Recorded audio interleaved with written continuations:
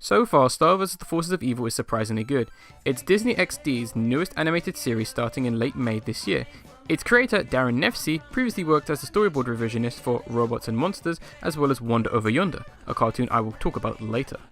As she's the second woman to create a cartoon series for Disney television animation and the first for Disney XD cartoons. I'm organized, my mess is here, and, well, that's pretty much my system. I found out about the series by seeing GIFs online, then by watching a few clips on YouTube. Immediately after hearing and seeing the main character, Star Butterfly, yes, she is actually called that. It's my name.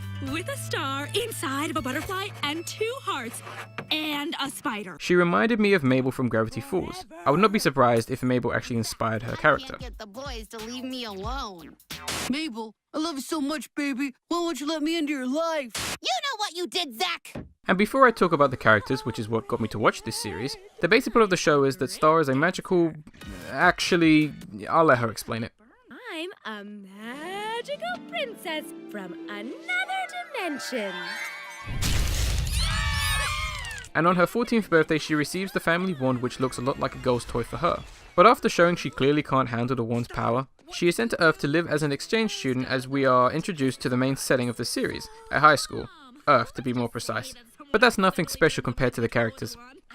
I talked about Star, who is this rebel tomboy who would rather fight monsters than being a princess, but dresses in girly, happy-go-lucky outfits with slight hints of badass in it.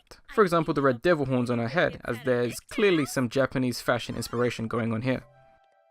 Her best friend Marco Diaz is the every kid, or human in this case, that completes Star and the show. He's a funny character despite being simple.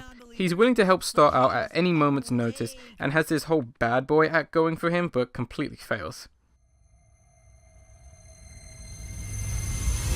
Hey, Star! I thought you liked clowns, sorry. When meeting the character, I was worried that the show was going to do the damsel in distress cliche where Star is the one always saving Marco. But Marco fights alongside Star as he knows karate. And together they enjoy fighting the main villain and his monster army, Ludo. He's this green little monster who wants the wand to take over the universe, as his plans involve commanding his henchmen of bigger and stronger monsters to get the wand for him. Very Saturday morning villain and a bit too cliche for this show.